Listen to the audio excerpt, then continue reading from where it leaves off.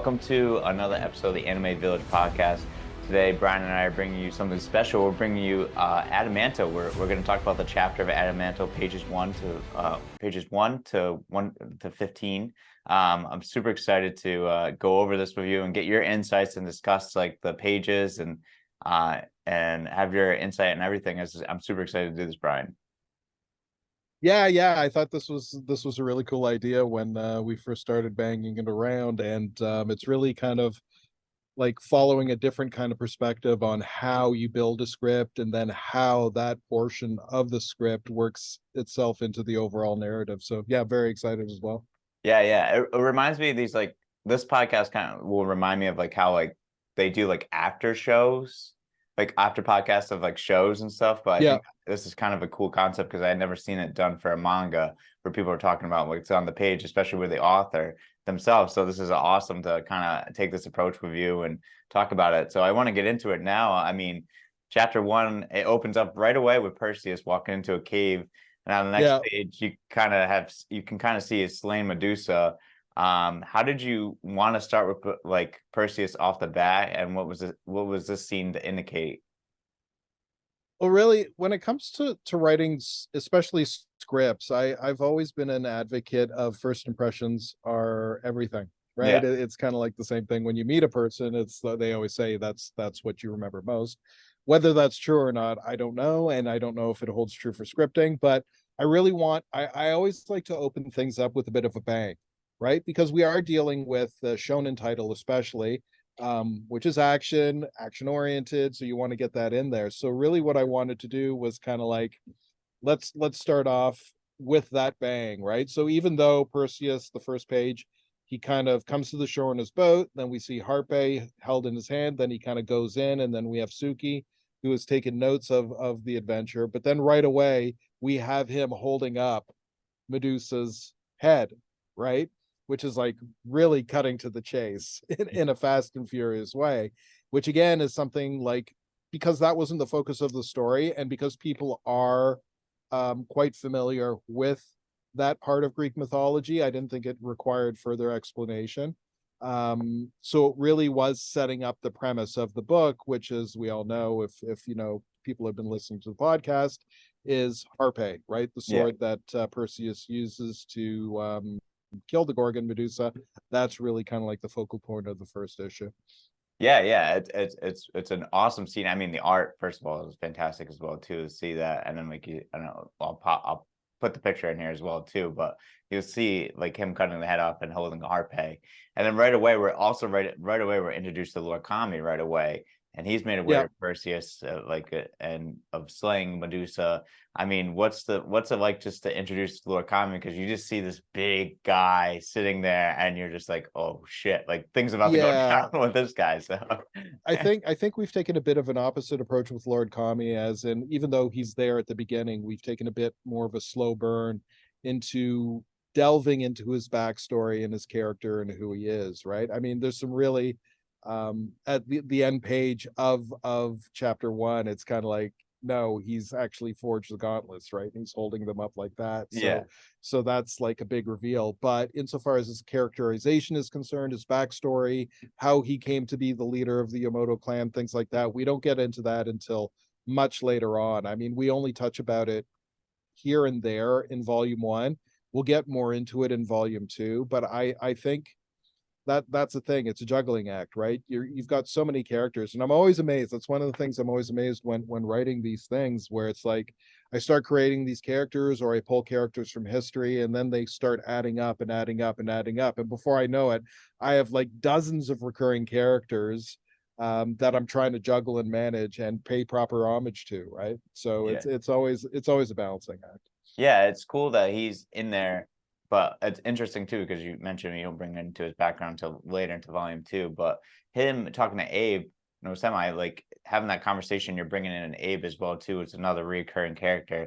I mean, what does that Yep. seem like to have those two interact and future interactions going forward as well? Is it something we're more to expect to see? Yeah, well, I've About always liked to for create contrast between the characters as well, right? And Abe and Cammy couldn't be more opposite when it comes to their mentality, their motivations, their backgrounds. You know, Abe is a very learned, very patient, cunning, and almost passive aggressive kind of character, right? Where he he always like kind of lets slip these little insults, right? But you know, these little barbs and things like that. Whereas Cammy is very, he doesn't have time for any of that shit. He Yeah. is just like the way he looks, right? He's like this 8+ foot tall, 2,000 pound ironclad force of nature, where he's like, I don't have time for this. Let's just get to the point, right? I want to do this. This is how we're going to do it. What's the least amount of time we can spend to get me to my goals? That's why him and Abe kind of like butt heads as they go through, right? And Cammy is never shy about reminding Abe who the leader of the Yamato clan is. As you say, like their dynamic must be an interesting thing going forward of how they're always like you said, they're two different personalities, but bring that dynamic together. Yeah, they actually don't have that much interaction Yeah. throughout the first volume. Shinichi probably has more with with him and also another magician that we introduce later. I won't spoil that one. But yeah, it's the dynamic between the mage, the magician, or the sorcerer, and more of like the warrior spirit or more of the physical based characters has always fascinated me, right? Because you always got to figure they have a completely different mentality Right. on how they approach things and how they accomplish things. So yeah, that's always fascinated me. It's super interesting. And then right on to the next page, we meet Shinichi and Fuma, and they're facing off looks to be a sorcerer. They don't not to mention who it is, but like they turn into a dragon. I mean, what were they doing there? What's the premise of that scene, and what was it going forward? Yeah, we imply that not just then, but a bit later on, that Yamato has been kind of like nibbling away at different territories within Japan, within Honshu, the area that it kind of rules. And the Empress, who turns into the dragon, has her own province in Honshu. So they're kind of like taking over that, right? Yeah. Lord Kami sends Fuma and Shinichi over to take over and kill the Empress, and from there the rest will follow. And you know, they make quick work of her as well. Yeah, I was gonna say, in the next scene you see the dragon head hanging up and Yeah, that's I stole that from God. What's the movie? It's been in several movies where it's kind of like you establish this big challenge for the protagonist or whomever the character is, right? And he's got to screw up his courage and his nerve, and you know, he gets all ready and he gets in his battle sense, and then all of a sudden you have a hard cut to him or her like making quick work of that seemingly insurmountable challenge. That was kind of like the inspiration for that one. I always thought that was a funny and cool way to you know, tell a story from that perspective. yeah, it's super surprising because you're like, oh, like the scene ends, and then you look and you're like, see the dragon head hanging off the wall in his room or his house where he is, and it's just super funny. You're like, oh Yeah. wow, that was like really quick work of like, wow, Yeah, and it's also a great way to really display or give some inference into how powerful Shinichi and Fuma are, right? They just took down a 40-foot fire drake, right, right? You know, without the help of the Nexus or any of the other things that we're introducing, right? So these like I wanted to establish them as elite samurai, as elite warriors. And that's why Lord Kami sends them off to get Harpy as we follow along with the issue. nice, yeah. And then we go into the next scene, which is seems that Oda appears right into the room to approach Shinichi and have a conversation. And what's that conversation like? What does it bring to next for Shinichi and Fuma? Well, really, Oda is another character that I've pulled from Japanese lore, and he actually wasn't born until I think it was the 14th century. So I've kind of introduced him a couple of hundred years before he ever existed. But I wanted to have him simply because he, in reality, took over a third of Japan before he was assassinated by his general, Akechi Mitsuhide. I always mispronounce it if I don't have it right in front of me.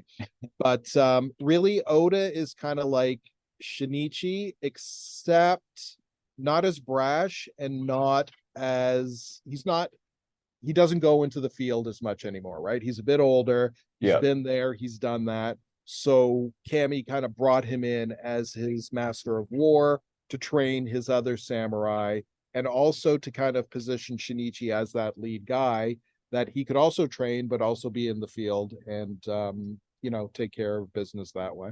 Yeah, Oda, like when you first look into that scene, it kind of gives out that vibe that he's like the guy that kind of like will tell you what, like the mat, almost like Shinichi's master, kind of like that vibe of like, hey, like we need you Yeah, there. in the hierarchy of the Yamato clan, he's the second dog, right? So he only answers to Lord Kami.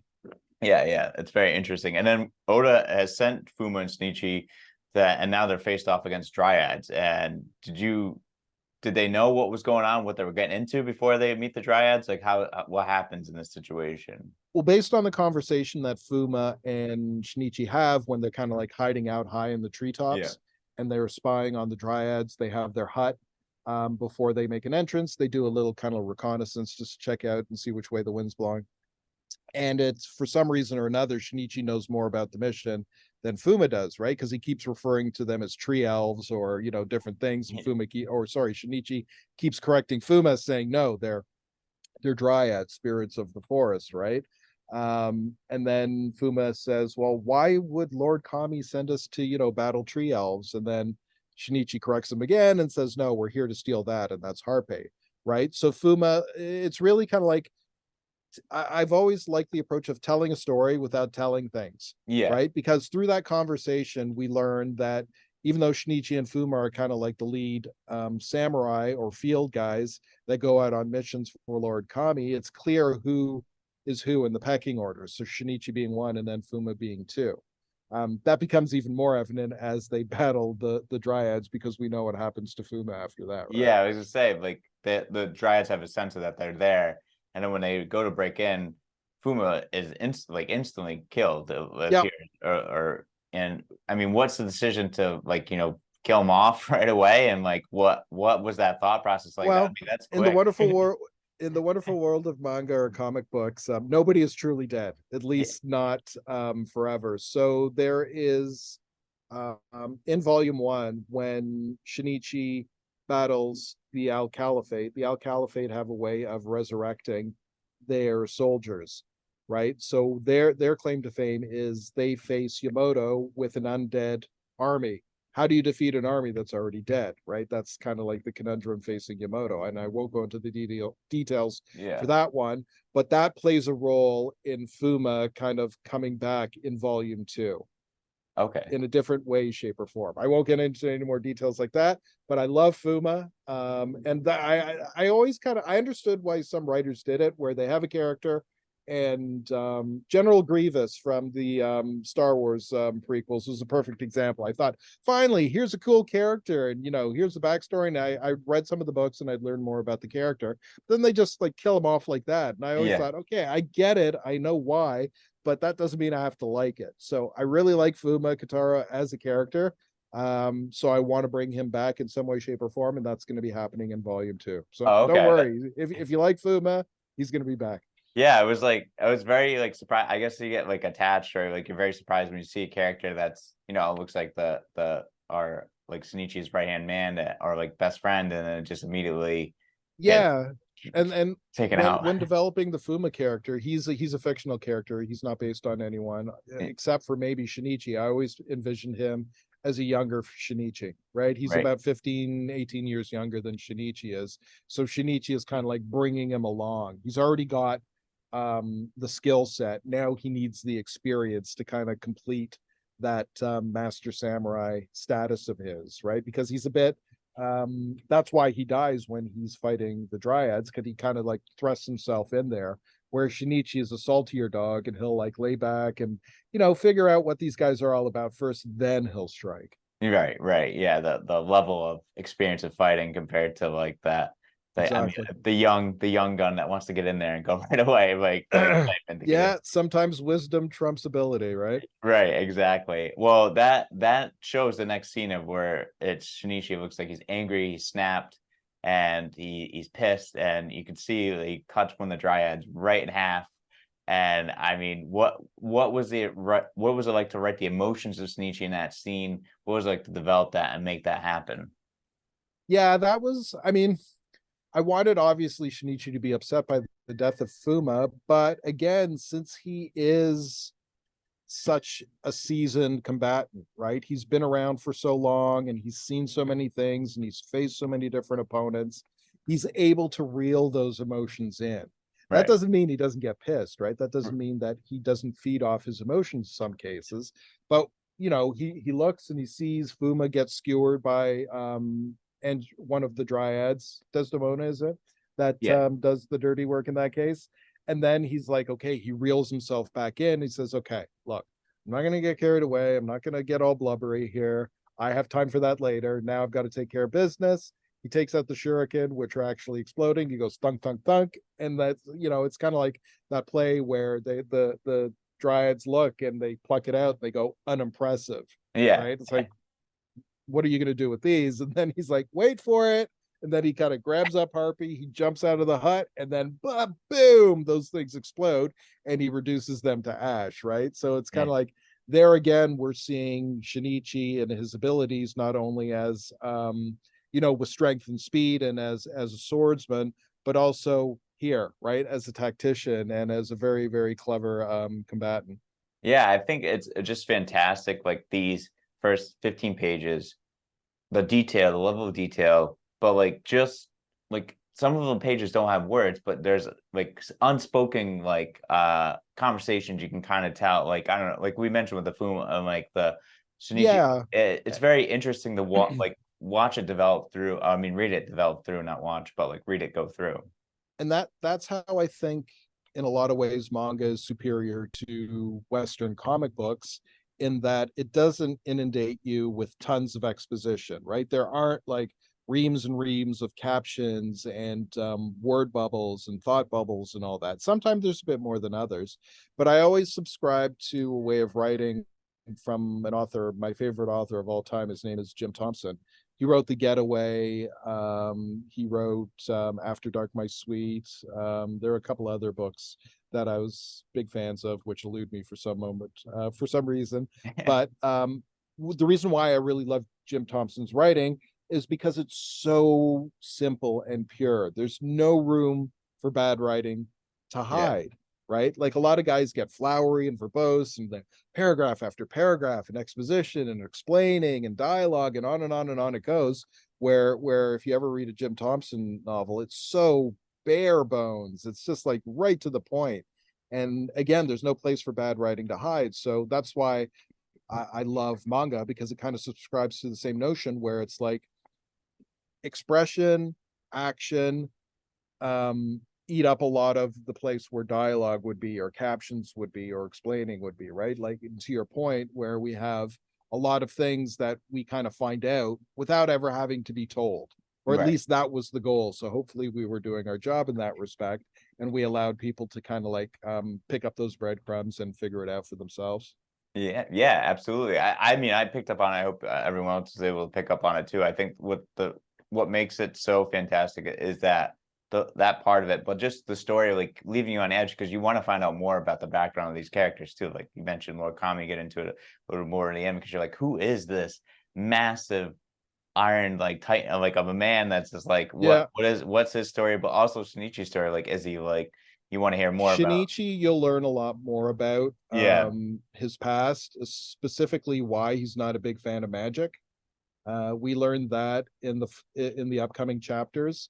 yeah, Um, the background, we also learned a bit more about Abe no Semi. Not much about Lord Kami. Like I said, we're going to learn more about him in volume two.